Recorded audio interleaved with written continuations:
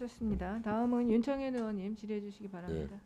권익위 원장님, 그 오전에 제가 말씀드린 대로 이 선별적 규제 완화라고 하는 것이 어떻게 보면 특혜로 될 수 있는 이런 여지를 상당히 안고 있고, 이것이 권익위만의 결정이 아닌 다른 그 여러 가지 부분이 결정이 돼야 된다는 면에서 대단히 그 조심스러운 면이 있다라고 하는 것을 말씀드렸고, 거기에 대한 자료, 즉 그 선별적 규제 완화, 기업에 대한 어떤 규제 완화가 권익위를 통해 이루어진 케이스를 전부 전수 저희들한테 보고해 주시길 바랍니다. 어떻게 들으셨습니까? 네, 예. 그럼 권익 그것까지만 하시죠. 그게 예. 근데 그만 조금 그만하세요. 얘만 들으시면 됩니다. 아니 예. 말씀을 그러면 예. 나중에 질의 그만 좀 끝나고 하세요. 답변 그냥 드리겠습니다. 예 아니오만 하면 좀 해달라는 대로 좀 해주세요. 좀 시간도 없는데.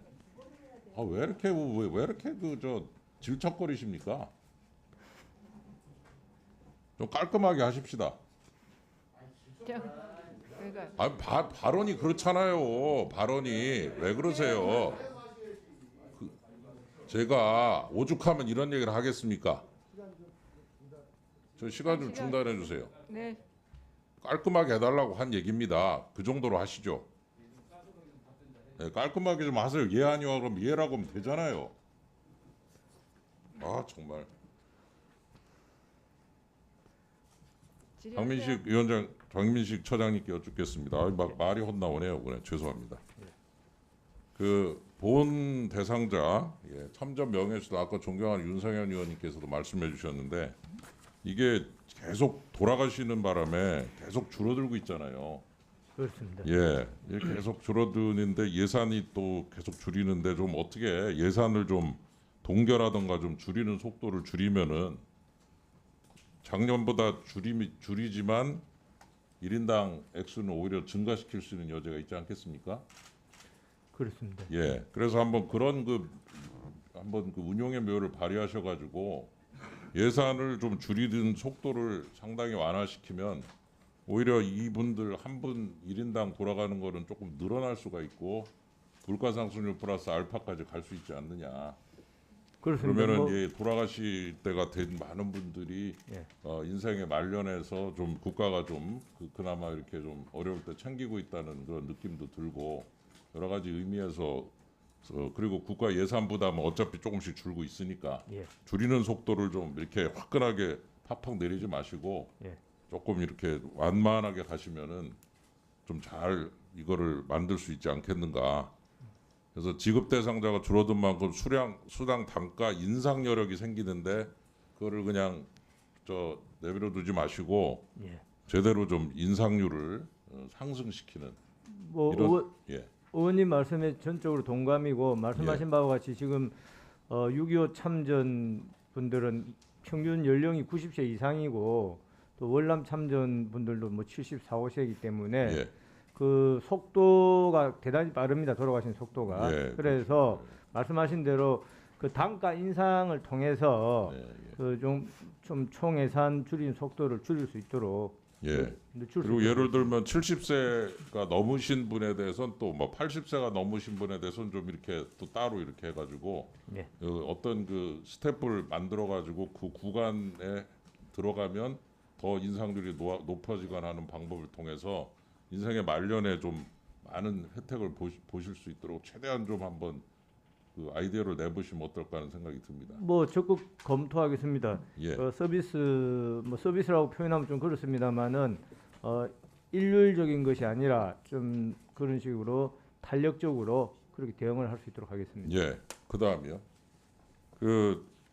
이 보훈처가 이제 보훈부로 이제 올라가게 된 것에 대해서 어떻게 보면 상당히 좋은 또 그런 그 소식이 많이 들리고 있는데 보면 이제 보훈부가 되면서 뭐 역할도 좀 더 커지고 더 역할이 좀 이렇게 광범위해질 필요가 있는데 보니까 이제 서울 모든 현충원 민주묘지 뭐 해서 다 관할이 보훈처로 갔는데 유일하게 서울현충원만 국방부에 남아 있더라고요.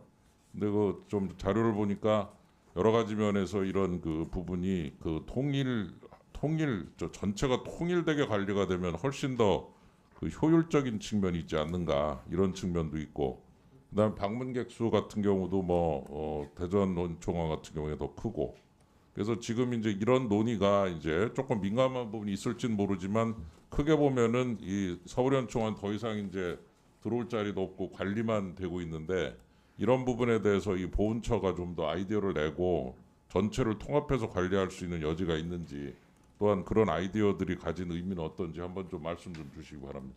좋은 아이디어가 좀 있으십니까? 뭐 제가 알기로 뭐 여야를 떠나서 이미 지난 오래 전부터 국회에서 이 부분 그러니까 국립서울현충원의 관할 문제에 대해서 많은 논의가 있었고 그 당시에 이것이 국가보훈처로 가는 것이 정부 조직 구성 원리나 또 국립현충원이 차지하는 어떤 상징적인 그런 의미 뭐 여러 가지 검토 결과 행정개혁위원회 같은 데서도 이것은 국가보훈처로 빨리 가야 된다 이렇게 진단을 한 거로 알고 있습니다. 예, 그래서 이런 부분에 대해서 이제 보훈부가 되면서 역할이 좀 커질 때 이런 것들이 같이 역할이 좀 주어진다 그러면 좀 더 효율적이고 새로운 아이디어를 가지고 이걸 접근할 수 있지 않을까 그런 생각이 들어서 이런 부분을 좀 제대로 잘 살펴보시고 예. 앞으로 좀 잘 챙기시면 좋을 것 같습니다. 예.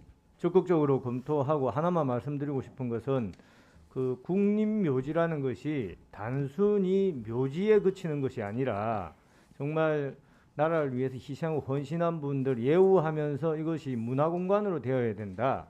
그런 측면에서는 이것이 국가보훈처가 좀 종합적으로 통합 관리하는 것이 맞겠다는 것이 모든 전문가들의 일치된 의견으로 알고 있습니다. 네. 그 먼저 전현 위원장이 발언을 좀 신청하셨어요? 네. 네, 우리 존경하는 윤창현 의원님께서 말씀해주신 그 선별적 구제 사례에 대한 답변을 드리겠습니다. 국민권익위원회는 국민들의 고충 민원을 해결하는 주무부처로서 이러한 민원인의 신청주의에 의하고 있습니다. 그리고 권익위는 신청인의 이익을 위해서 최선을 다해서 민원을 해결하는 거고요. 따라서 이 권익위에 신청돼서 제기한 민원을 해결하는 모든 것은 그 신청인을 기준으로 한 선별적 구제가 될 수밖에 없고요. 그래서 거기에 관한 사례는 사실상 권익위의 대부분의 사례가 민원인의 이익을 위한 그런 입장에서 했다는 말씀드리고요. 그리고 하나 추가로 말씀드리고 싶은 것은 저에게 질척거린다는 표현을 쓰셨는데요. 굉장한 성적 수치심을 느끼고 있습니다. 이 부분에 대해서는 발언을 취소하시고 사과를 부탁드립니다.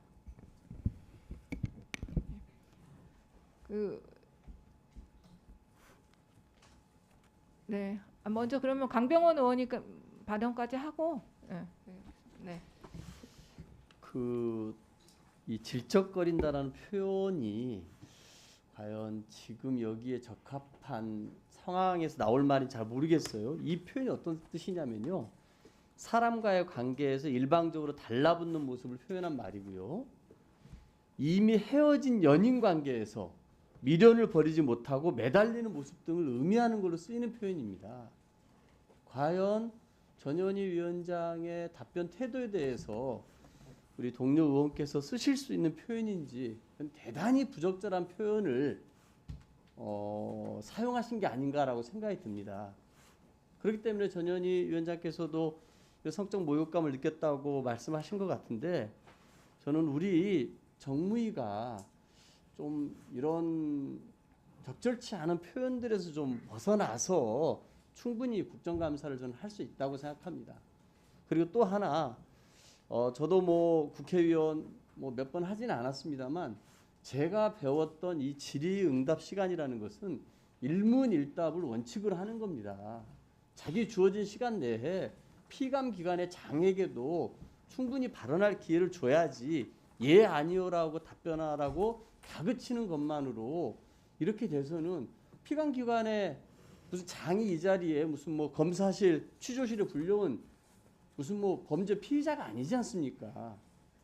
적어도 같이 국가를 운영하고 국회에 와서 머리를 맞대고 국민을 위해서 뭔가 일하겠다는 사람들인데 충분히 말할 기회도 줘야지.